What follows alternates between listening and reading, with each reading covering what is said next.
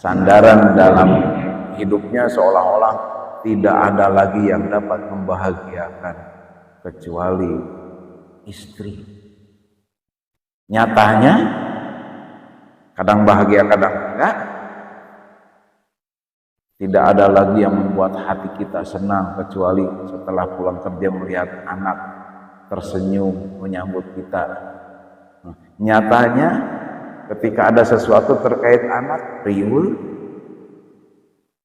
Nah ini kan fakta ya, sangat. Maka jangan terlalu gitu. Nah dengan sifat keterlaluan inilah Allah mengingatkan, innallaha la yuhibbul musrifin. Allah tidak senang pada orang-orang yang berlebihan. Ini maksudnya keterlaluan gitu. Ambillah jalur tengah,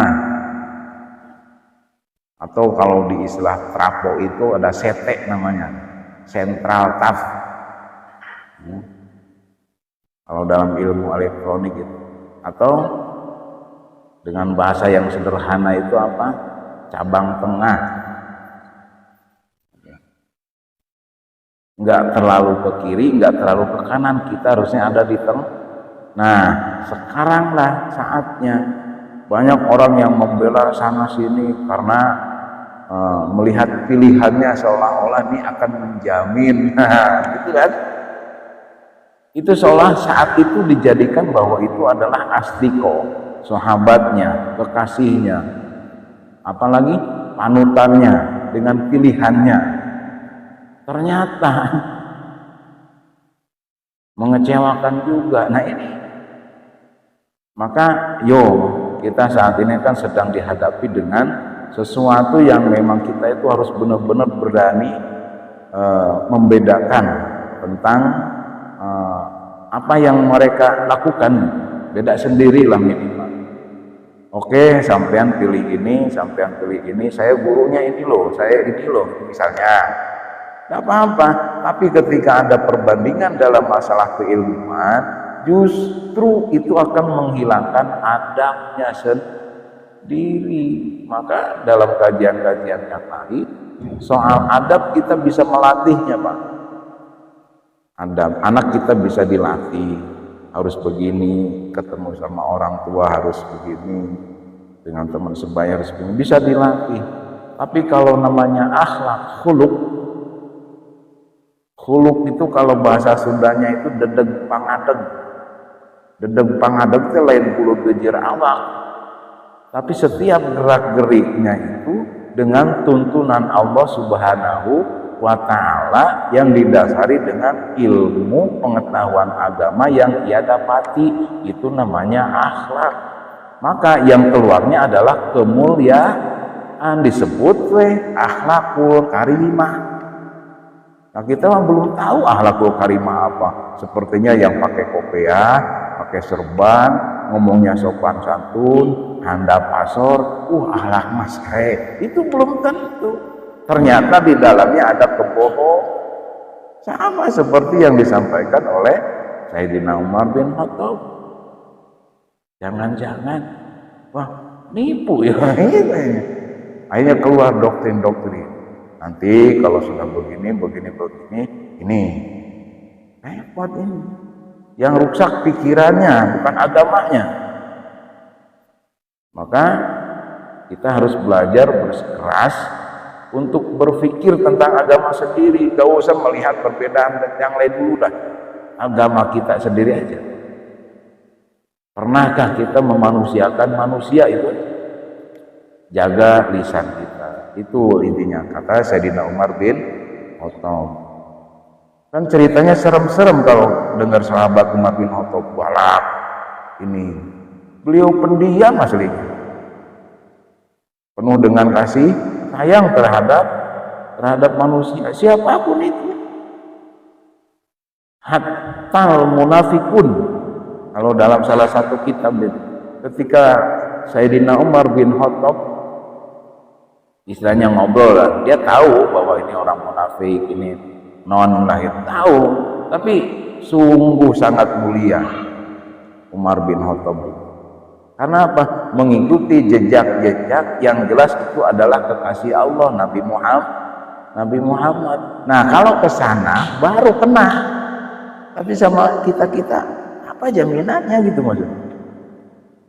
Oh, guru saya mah pas udah meninggal gurunya kelimpungan. Kan itu. Yang dikatakan apalagi sampai ada pengkultusan, wah guru saya mah lamun fana, kalau lagi fana gak karuan lah pokoknya. Loh. Nah ini kan bahaya buat yang lain yang gak paham tentang keilmuan itu. Belum saatnya bicara, saatnya apa? Dibubuhilah dengan bahasa-bahasa yang halus, padahal di dalamnya ada kebohongan yang sama sekali kita tidak tahu. Tujuannya apa? Supaya orang-orang itu merasa apa ya? Haibah, punya karismatik yang tinggi misalnya. Judulnya ingin menguasai. Kalau di sini kan banyak sekali wakam baina abdin sakata tasawunan anil kizbi wal ghibah wa baina abdin sakata listilahi sultanil haibah alaih. Berapa banyak di antara kita yang diam tanpa bicara karena ingin menjaga lisannya, menghindari kebohongan dan menghindari ghibah. Juga banyak di antara seseorang, di antara kita ya, berdiam diri tanpa bicara. Kenapa? Karena penguasaan pemerintahan sultan raja pada zaman itu ya, supaya kelihatannya wibawa. Cobalah kita ketemu sama teman, posisi kita sebagai bos misalnya, ketemu bawahan yang paling bawah pekerjanya misalnya OP. Itu pasti sikapnya beda, Pak. Betul nggak? Ya apalagi kiai sama santri. Maka ya banyaklah guru-guru yang menyampaikan, ya semuanya bersumber ya dari Nabi, semuanya pasti ke sana. Bisa jadi keilmuan sendiri menghalangi diri sampai kepada Allah. Karena apa? Kiainya. Karena ini santrinya wong suki, ini santrinya wong kere. Beda sikapnya, itu aneh. Terus saya sering melihat seperti itu. Padahal kita datang silaturahmi hanya minta doa dengan tujuan dan maksud ada cita-cita yang sangat besar ini. Jadi malah lebih tinggi ngomongnya. Ini bukan guyonan belakang, enggak, fakta ini. Apalagi yang datang cuma pakai sepeda. Maka harus uji nyali benar. Kalau kita punya mobil sekalian pakai sepeda butut atau motor butut, sowan ke kiai. Kalau enggak percaya silakan carilah. Buktikan bahwa keilmuan pun, walaupun ilmu agama, itu bisa menghalangi dirinya usul kepada Allah. Karena apa tadinya? Listilahi sultanil haibah alaih. Karena tujuannya kalau sama pemerintah, misalnya berkeden, kayak orang berwibawa aja. Wah ini, itu kan banyak. Berarti Sayyidina Umar bin Khattab sudah paham soal ini. Karena apa? Beliau penerus Khulafaur Rasyidin namanya, penerus perjuangan Nabi kita Muhammad Sallallahu Alaihi Wasallam. Dan saat itu menjadi Khulafaur Rasyidin, khalifah. Coba ya.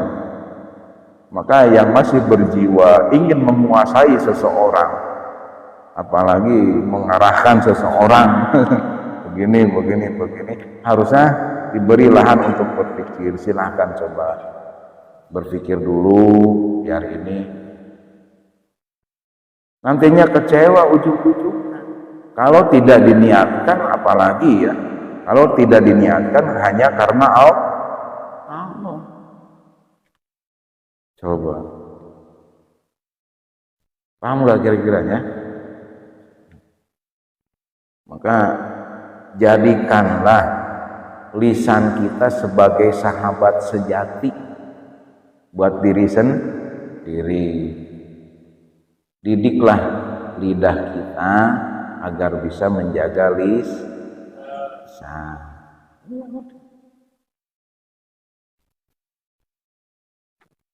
Coba ini repot makanya. Cuman kita ndak usah pusing-pusing ya. Kalau sesuatu yang tidak paham, kata kiai ini begini, kiai ini begini, jangan disodorkan pada orang yang nggak paham juga. Bahaya, malah pasehat enak. Iya. Akhirnya saling membawa gurunya masih rek akur kumaha gitu. Nggak akan bisa ini enggak. Maka benar-benar kita itu harus berjiwa besar, ada di jalur tengah ya, ada di jalur tengah, karena ini pun salah satu sunnatullah ya. Inna ja'alnakum ummatan wasato, kami menjadikan umat ini ada di jalur tengah, sedang-sedang aja. Tapi dalam kajian-kajian ilmu agama harus benar-benar. Nah, ketika melihat perbedaan, jangan dijadikan sebagai perbandingan. Wah, kata ini, kata ini, kata ini. Pikirkan sendiri. Bagaimana kalau saya menyampaikan hal ini pada seseorang yang sama pengetahuannya, akan tetapi beda penjelasannya. Tersinggung pastinya. Itu orang yang punya ilmu, apalagi yang enggak. Ya. Sama ustadz yang biasa-biasa aja dibandingkan dengan kiai yang punya pesantren pure misalnya. Wah, ini gimana ini umat ini aneh. Ini salah perbandingannya ya. Akhirnya kesini nggak terlalu punya adab, kesini sangat memuliakan dan mengagumkan. Nah, ini kan ada apa ya tentang jiwa kemanusiaan dalam segi sosialnya ini jelas berbeda. Nah, Islam itu mengajarkan semua sama dalam segi kemanusiaan. Yang meninggikan derajat itu bukan kita, tapi Allah Subhanahu wa ta'ala, karena kita bisa berpikir. Maka dari kemarin tidak usah kita pinter-pinter ngaji, karena kita memang makomnya maksudnya ditempatkan oleh Allah itu dalam syariat, kita itu masih bekerja. Nah, jadikan posisi kita itu agar sampai kepada Allah dengan cara kita bekerja. Berarti ya sama, jaga lisan. Jangan sampai, kan tujuan kita kerja itu cari ya enggak? Iya, kerja itu cari duit, golek duit. Orang golek rai. Iya kan, kerja itu cari duit, bukan cari muka. Ya Pak ya? Sesuaikan posisinya gitu maksudnya. Loh, kerja kok cari muka sama bos sendiri. Mukanya nggak didapat, duitnya ripuh. Makanya ya, emang fokus aja kita kerja gitu sesuai posisinya. Nanti setelah itu akhirnya ingin menguasai. Kalau di sini kan listilah ilhaibah, agar punya wibawa di bawahannya. Macam-macam ya. Itu segi dunia, apalagi segi akhirat dalam kajian ilmu agama. Bahaya banget. Iya. Kan masih banyak ya yang masih mencari muka. Sama guru aja misalnya sama kiai, masih tetap santri itu ada yang cari muka. Iya. Agar seperti ini, ya ini ngaco kayaknya, ini ngaco, cara berpikirnya itu ngaco. Iya, padahal biasa-biasa aja. Nah, yang menjadikan kita luar biasa itu karena mengagungkan ilmu. Ya, mengagungkan ilmu. Maka ayo kita belajar, didik lidah kita agar kita bisa menjaga lisan, didik hati kita agar kita bisa merasakan bahwa ini adalah keutamaan dari Allah Subhanahu wa Ta'ala. Apa yang kita cintai, apa yang kita kasihi, jangan dijadikan sandaran bahwa cinta kasihnya akan abadi. Coba misalnya Pak Rudi ini Cak Rudi ini. Oh ada sih Cak Rudi ngajar juga. Ya, Cak Rudi misalnya punya anak perempuan, sayang banget. Udah dewasa diambil orang. Fakta enggak ini? Bahkan kita juga yang pertama mengambil anak orang.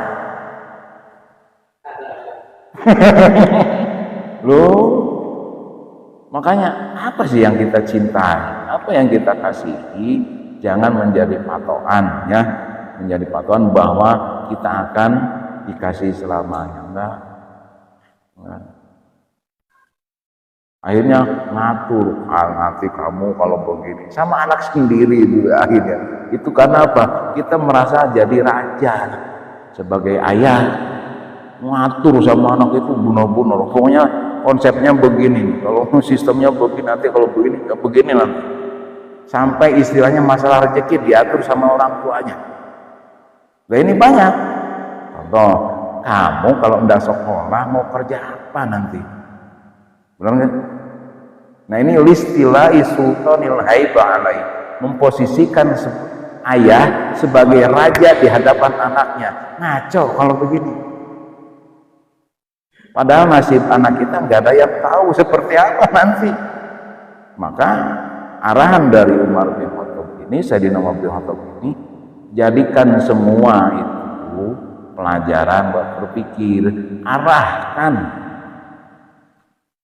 Tidak ada ingin menguasai, tapi mengarahkan. Ya bagaimana caranya? Ya cara masing-masing, berarti lewat pikiran.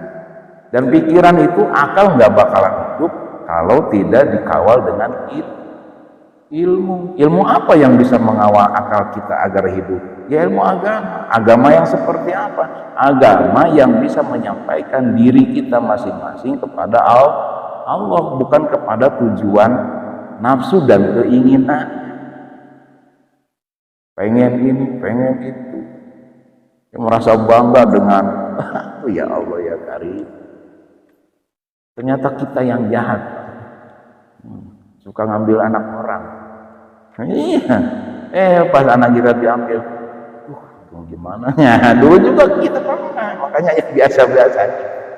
Yang luar biasa itu adalah orang tua yang mengarahkan anaknya tanpa harus menguasai diri agar sampai kepada Allah.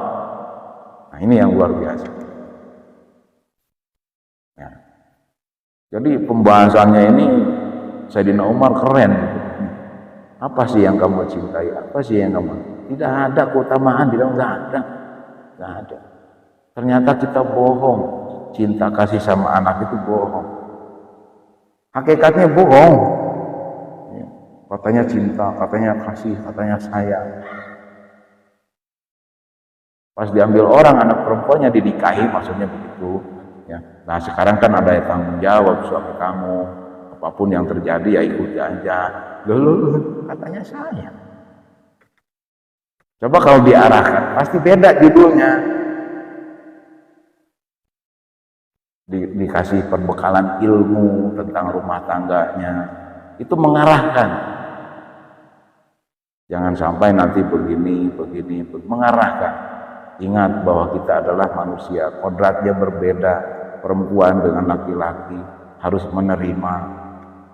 Wah ini apalagi kalau nanti dalam kesulitan, misalnya suamimu atau sebaliknya. Jika dalam kesulitan kamu dalam mencari nafkah untuk keluargamu, sehingga istrimu begini-begini, kamu harus menerima bahwa Allah bisa saja mengambil kebahagiaan itu karena kita dalam kesulitan. bisa saja Allah mengangkat kesulitan itu karena mempermudah segala urusan dunianya.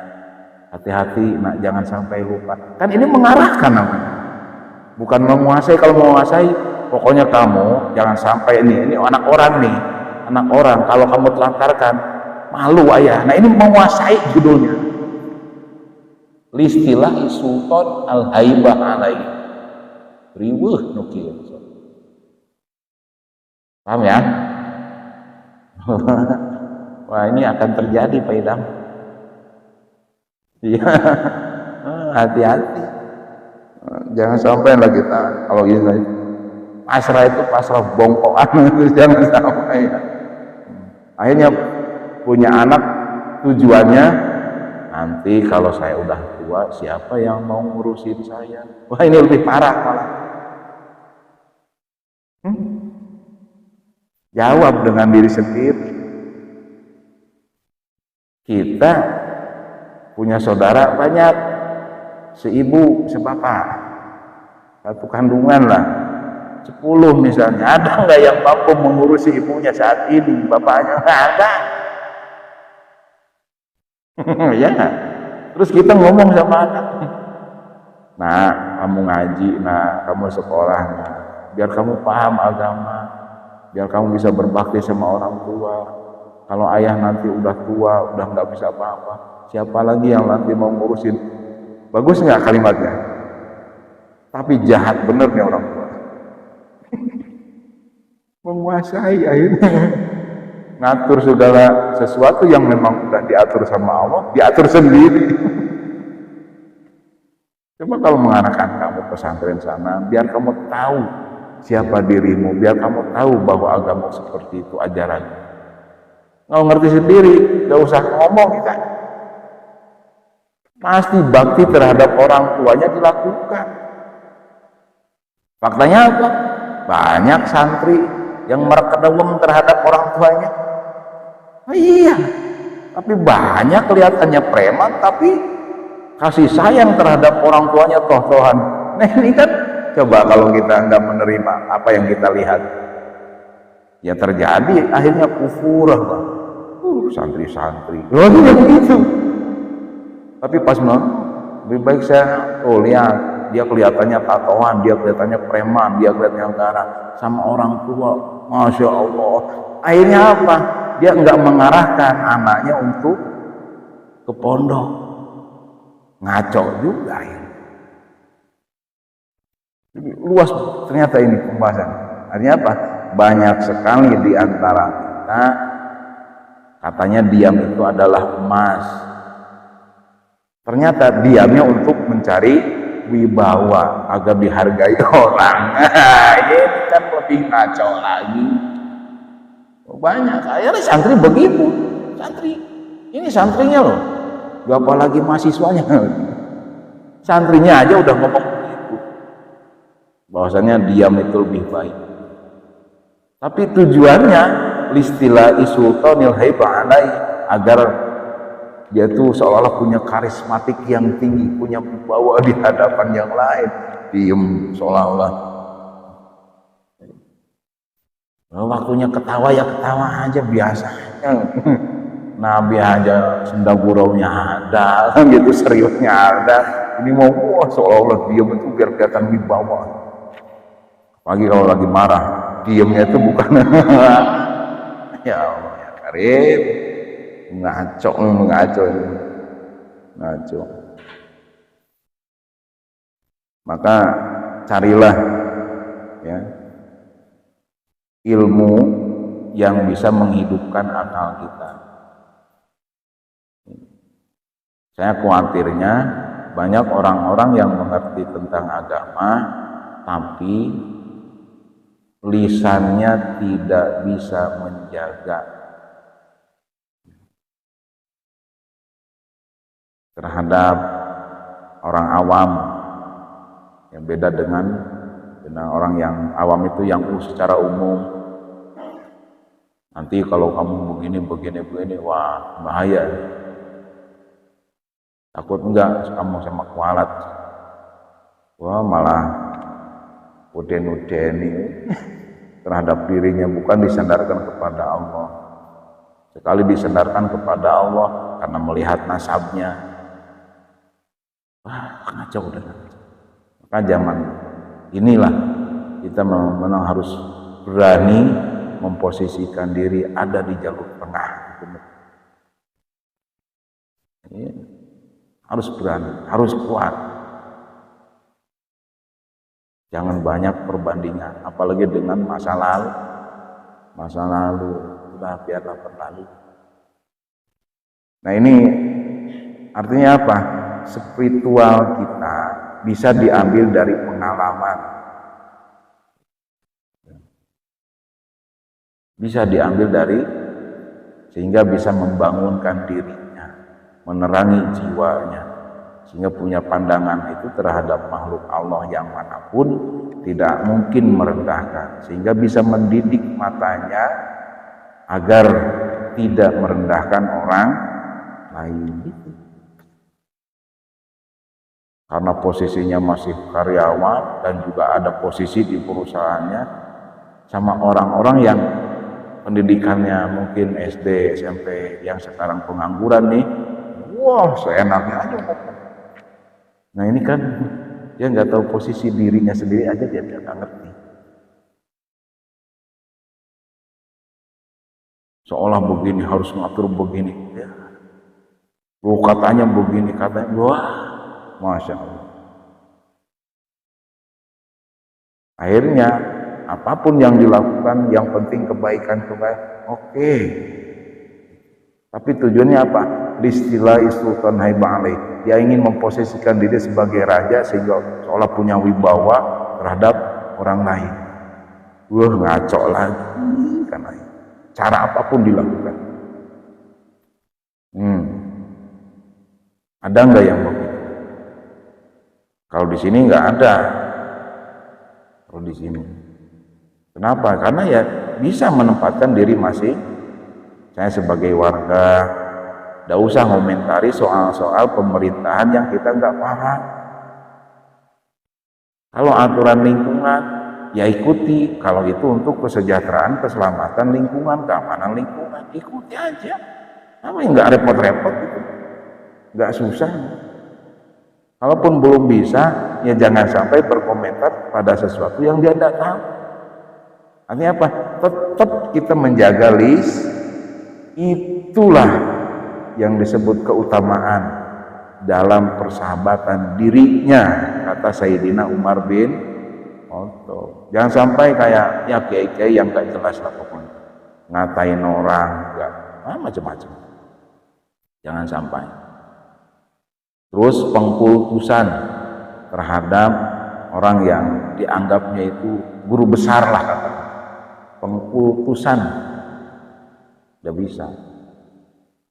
Kalau kita kaji lebih dalam dalam kitab Ta'limul Muta'alim, seolah kita menuhankan guru, itu pun bahaya. Bahaya, aslinya bahaya. Biasa aja. Tapi tetap kita harus punya adab, lang toto kromo, sopan santun, demi menjaga keutuhan ilmunya. Cuma itu. Ada yang begini loh, di depan gurunya diem,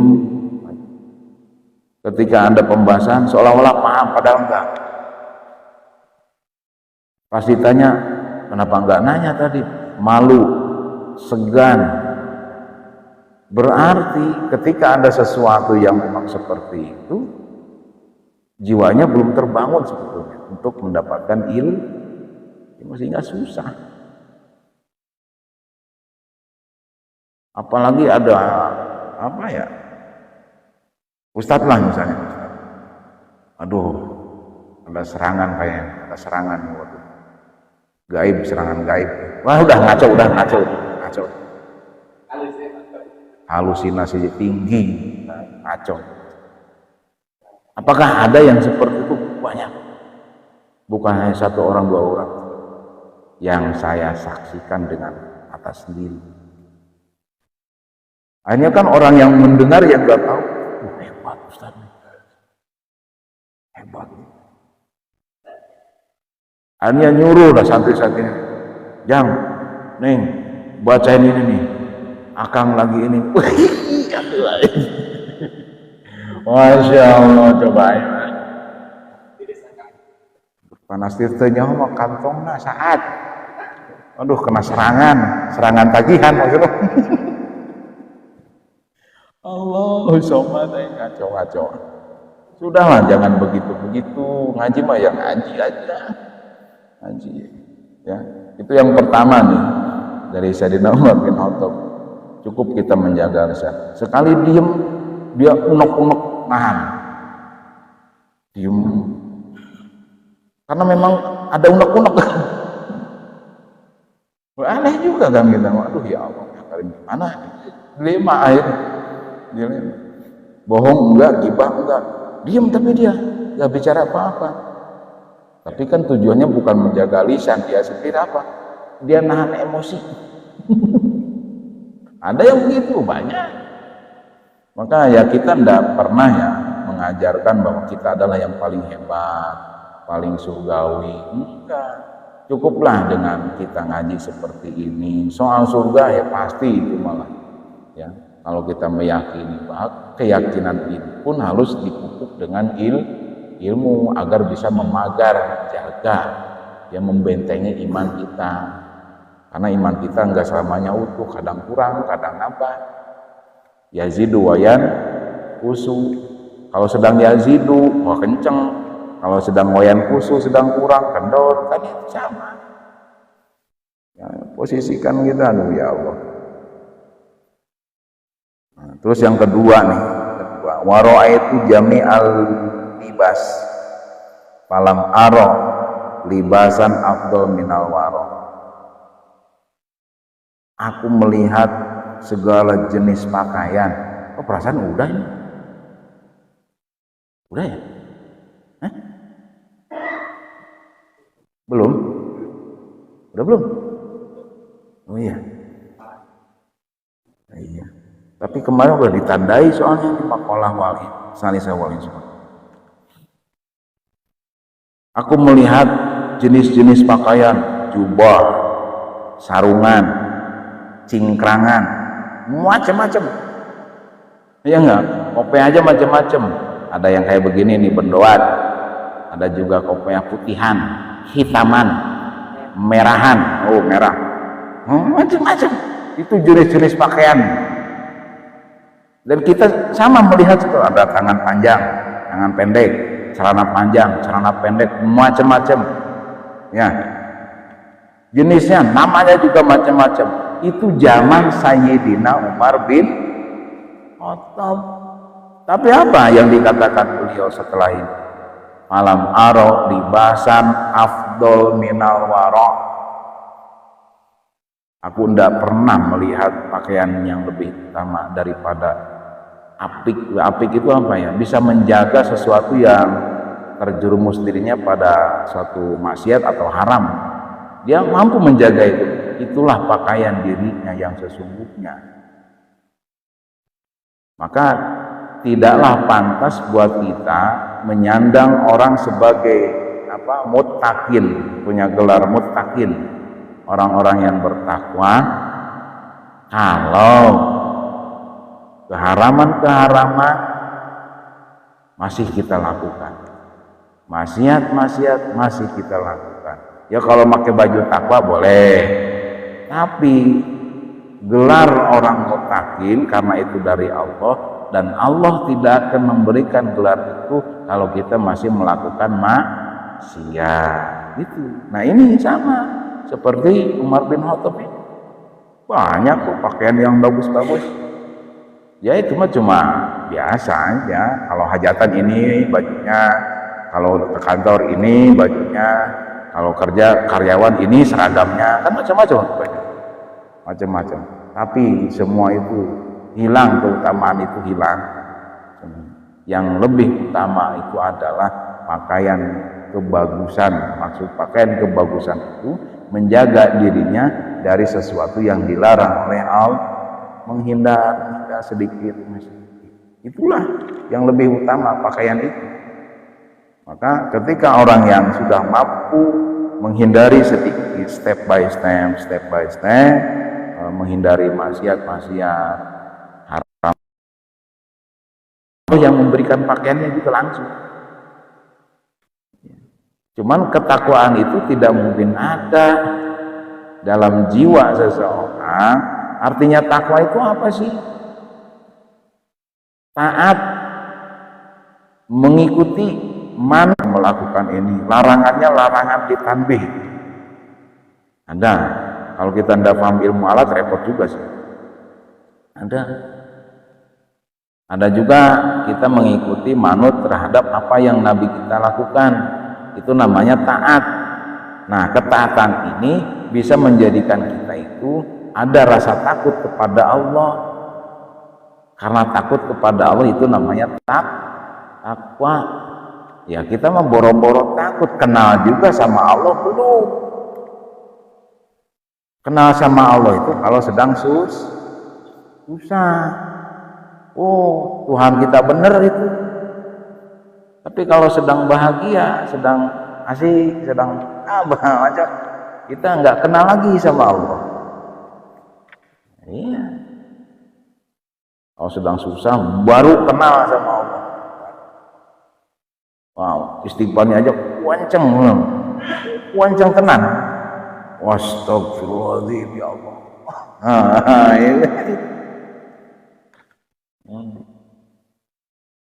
Nah, kalau lagi bahagia, bangga terhadap dirinya. Masya Allah, alhamdulillah, inilah mungkin jerih payah saya dalam ketaatan ini.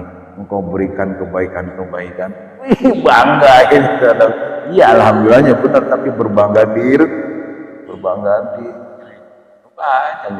Aduh, yang penting inilah apa yang disampaikan oleh Sayyidina Umar melalui kitab ini.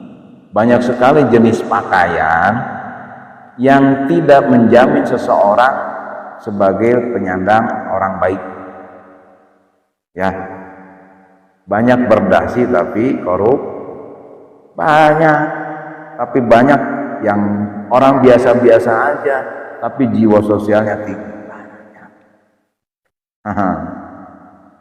Artinya apa?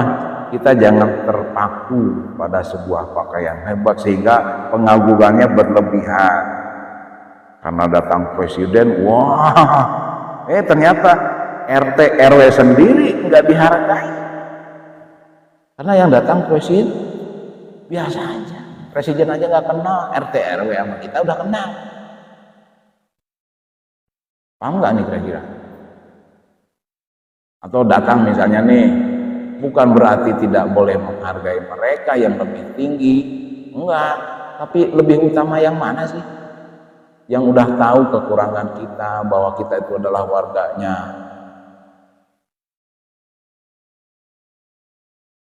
Presiden kenal enggak kita? Enggak. Yang tahu kita siapa? Dalam kesultanan lah, pemerintahan apa? Siapa? RT RW, lurah lah paling tinggi itu kita. Camat aja kita enggak tahu. Bupati enggak pernah ngobrol. Ayo, yang sering RT RW yang sering ngopi sama kita ngobrol. Ada masalah ini enggak?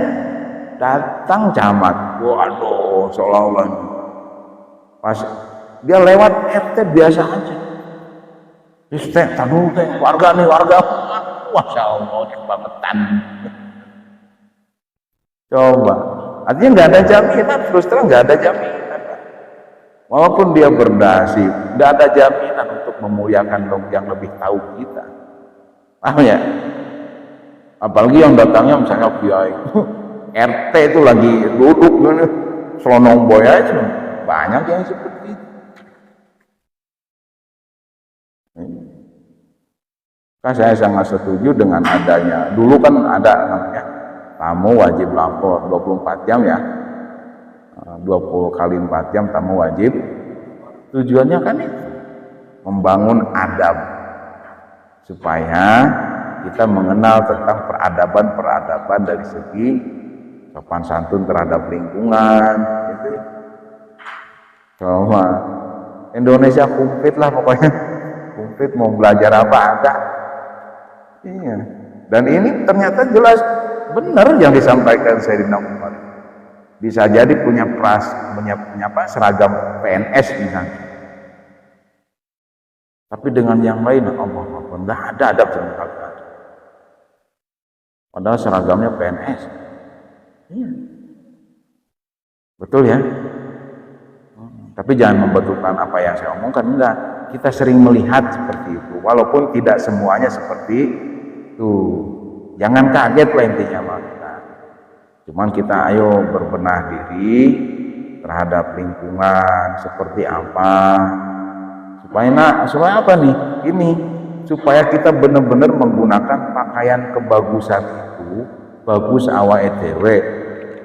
Tidak pernah memperlihatkan kebaikan yang orang lain lakukan. Orang lain yang beramal, malah kita yang bangga, aneh. Lebih baik kita menjaga kehormatan, kemuliaan, ya terus juga apalagi adab lan tata krama di lingkungan sendiri. Itulah pakaian kita. Kenapa? Falam aro libasan afdol minal waro. Apa itu waro? Ibrahim bin Adham menyampaikan al-waro tarku kulli syubhatin amma tarku ma la yanfa'uka fa huwa tarkul fudalat. Yang namanya waro itu meninggalkan segala jenis yang subhat. Kita tidak akan mampu di makom itu. Minimalnya amma tarku ma la yanfa'uka fa huwa tarkul fudalat. Minimal ini aja, mampu meninggalkan sesuatu yang tidak ada manfaatnya. Apa? Ya cari sendiri. Kira-kira nih kalau kita begini manfaatnya apa ya? Jangka panjangnya seperti apa? Kan itu membicarakan sesuatu yang manfaat atau melakukan yang manfaat. Nah itu namanya warok.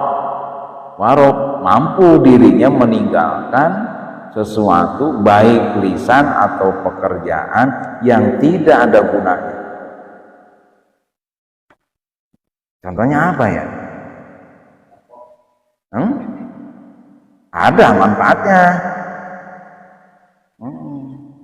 Justru itu bagus. Merokok itu bagus. Ya. Kalau tahu caranya. Kalau nggak tahu jelas bahaya. Tapi kalau tahu caranya malah sehat. Ya. Cara menghisapnya harus tahu lah. Jangan sampai masuk ke paru-paru bagaimana. Ya berarti lewat perut. Dihisap pakai perut. Nah itu. Jadi nggak mandek di sini. Nah, ini kan belum tahu cara merokok yang baik. Akhirnya keselak. Nah ini karena di sini pakai dada, ya. Tapi kalau pakai perut, kan nggak kelihatan harus. Nggak mau terlalu ini kan. Sehat pasti. Kalau mau merokok, kalau enggak yang apa-apa, jangan benci yang merokok.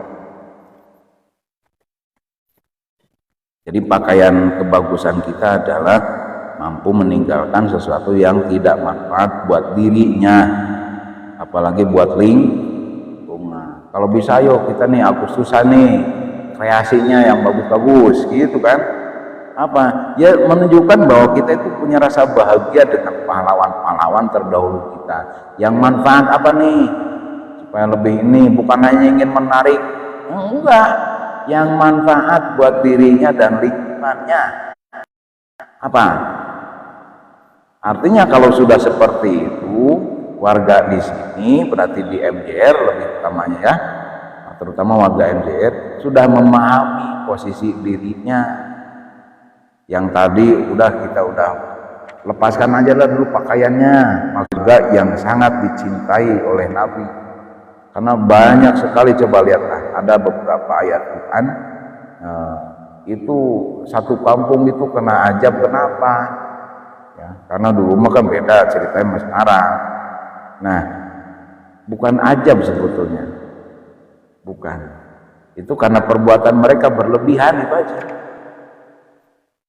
Ya tuh gunung ditugar Pak, lewung dibabat, wajar tuh lamun kira-kira ya gempa ya banjir.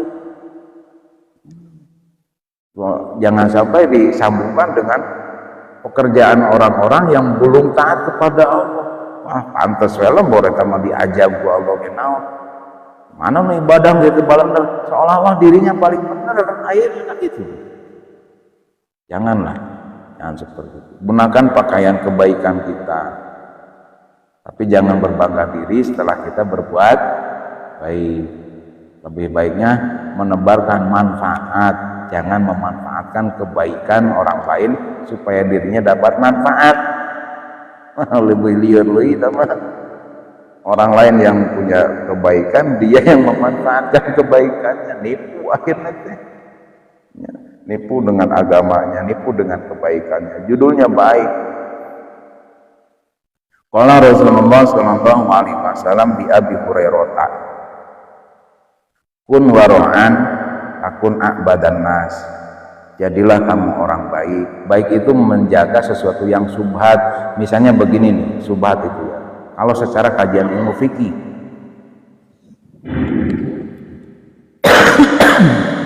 secara kajian ilmu fikih begini yang namanya subhat. Ada kegiatan sosial, misalnya dia sebagai pengurus atau apalah, soal sosialisasinya itu untuk manfaat yatim piatu duafa. Bagus nggak itu? Bagus nggak? Bagus. Iya, jelas bagus itu.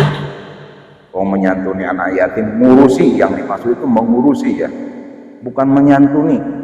Nggak ada kalimat itu, nggak ada. Dari dulu saya sampaikan nggak ada. Saya pertama menyampaikan ini 2017-an kalau nggak salah. Waktu masih punya kegiatan di Teluk Jambel. Kalau di kampung sendiri ya awal-awal 2007, bahwa santunan yatim piatu itu tidak ada. Yang ada apa? Mengurusi.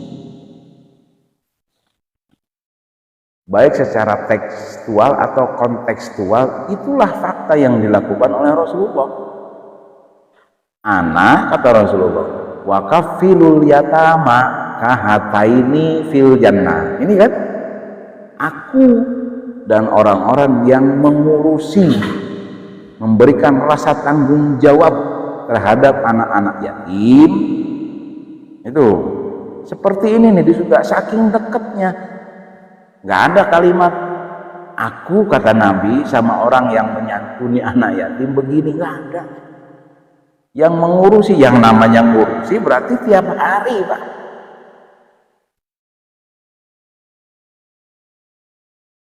Paham ya? Iya.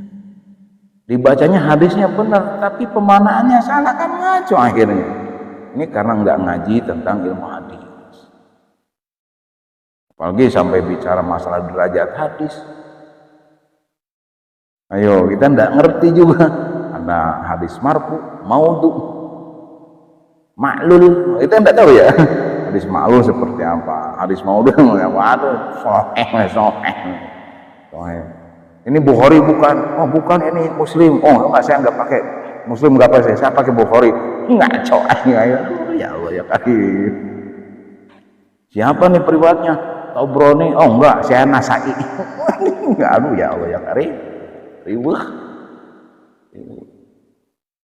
Nah maka yang disampaikan oleh Nabi ini, kun waro'an, yang namanya bagus api itu adalah dia mau menghindari sesuatu yang tidak jelas. Nah makanya saya kan belajar, makanya saya nanyanya buat apa? Tujuannya, kepentingannya apa? Buat ngerekrut orang kah supaya terjadi ini, atau buat apa? Nah maka cara Allah itu kadang menyakitkan untuk menyelamatkan kita, Pak. Iya. Padahal menyelamatkan kita dari sesuatu yang subhat. Nah, tidak usah sok-sokan namanya. Sok sombong, sok tahu ini segala macam. Bukan itu. Saya pengennya selamat loh. Loh, kalau tahu caranya seperti ini nggak jelas, ya lebih baik menyelamatkan diri kan? Itu maksudnya. Bukan sok-sokan, enggak. Kita punya prinsip karena berlandaskan Ilmu. Ilmu bukan aturan orang, aturan Allah yang disampaikan oleh Rasulnya. Kan gitu. Maka kalau ada di sini yang acara santunan yatim piatu, cukuplah di masjid, tunjuk satu orang, kumpulin biayanya untuk pendidikan, itu yang bagus. Ya kalau nyantuni terus sama aja kita mengajarkan. Ya. Ada enggak di sini bapak asuh misalnya? Oh banyak, saya tahu.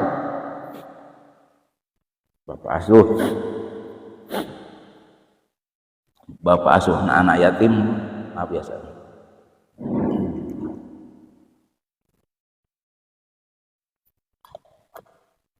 Lewat jalur-jalur pendidikan itu yang bagus, manfaatnya lebih besar. Dikasih 100.000, kalau enggak di pondok habis ya. Bagus bagi penyantunnya, tapi bahaya. Nah kita enggak paham itu kan, kenapa harus ada yang kerjasama seperti ini, biar mereka yang menyandang atau punya apa yang namanya yatim lah, yatim atau piatu atau yatim, nggak minder ke depannya gimana caranya. Nah butuh menanggung jawab. Nah itu bahasanya ana wa kafilul yatama kahataini fil jannah. Aku dan orang-orang yang punya tanggung jawab terhadap anak yatim seperti ini di surga. Terus yang santunan tiap minggu, tiap bulan, itu bagus nggak? Bagus. Tapi kita kan pengen yang lebih utama, lebih bagus lagi. Udah sekalian cari bapak asuh, kita nggak repot akhirnya. Seolah-olah kita yang punya amal baik. Udah masukin ke pendidikan, jangan pondok pesantren yatim piatu juga, yang biasa normal aja, normal. Hanya mereka nggak minder. Coba mau curhat kemana mereka? Ayo, bapaknya udah ndak ada, ibunya ndak ada misalnya. Kalau mau ngomong soal kebutuhan pendidikannya ke ibunya memang udah ndak mampu.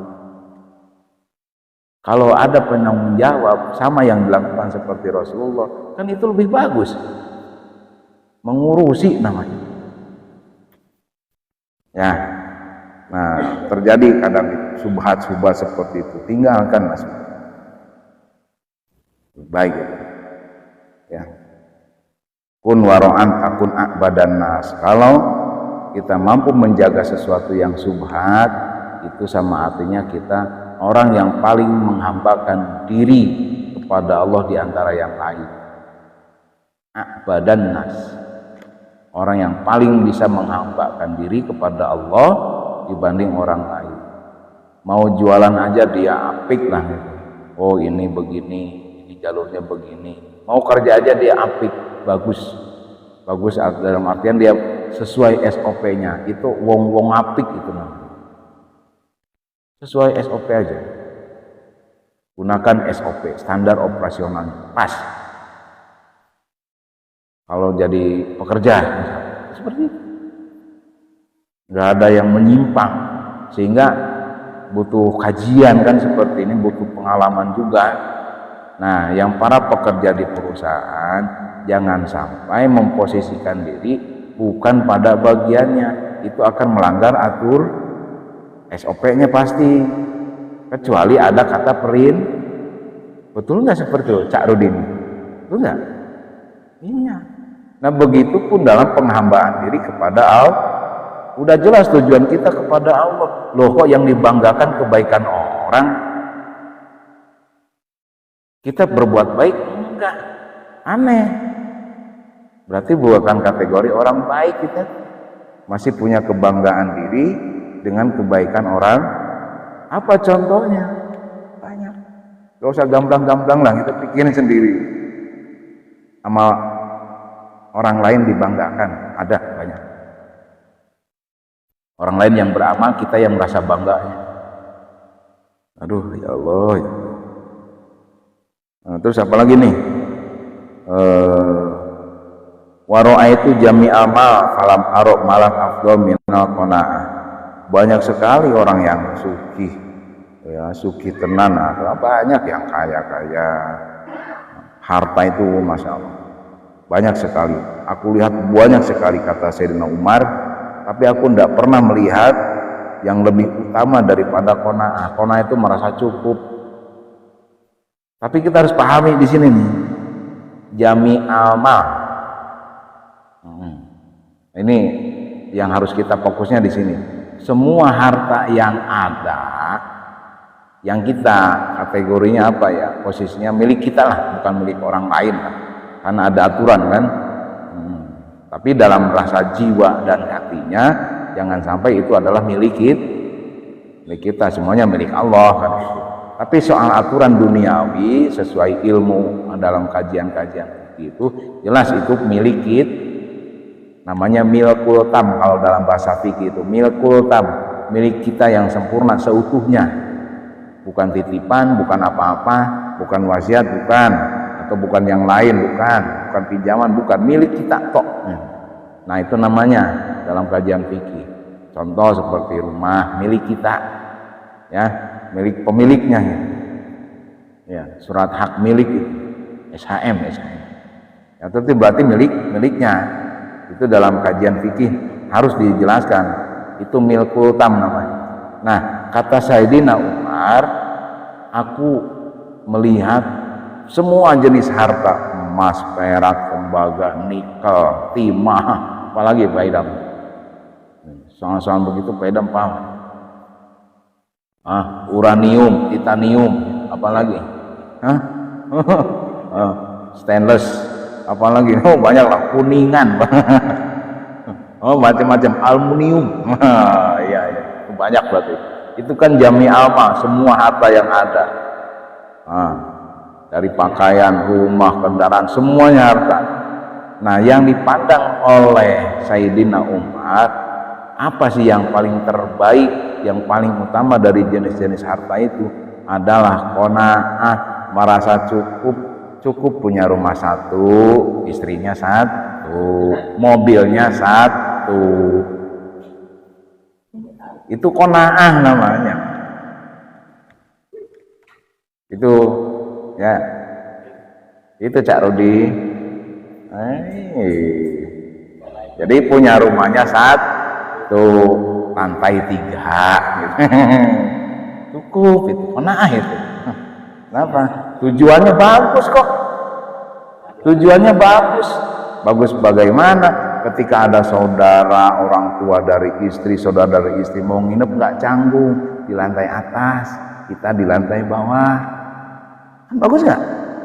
Coba kalau imannya gerin, datang mertua, bawa saudara kita, anak-anaknya, bingung nih kita sare di mana? Pantesan orang tua kita nggak pernah silaturahmi, pantesan saudara kita nggak mau silaturahmi, ya kitanya miskin. Akhirnya bawa perasaan, cuma dah gua punya saudara, pusing sendiri ya. Nah ini maksudnya, ketika memang belum kesampaian untuk memiliki itu, kan bahasanya fikih ya, nah, belum memiliki itu, kita harus legowo. Itu maksudnya. Legowo ya nerimo. Ya wajar kita begini. Berarti kalau memang saudara kita enggak silaturahmi ke kita, ya kita yang silaturahmi. Enggak apa-apa. Nah ini yang namanya qanaah, merasa cukuplah kendaraan motor lah roda 2. Kenapa? Ya untuk kaki 4 enggak butuh-butuh amat gitu. Enggak butuh-butuh amat. Kecuali memang lagi butuh gitu kan. Kalau lagi butuh mah ya butuh. Kan ada sekarang Grab ya, udah manfaatkan yang ada dulu gitu.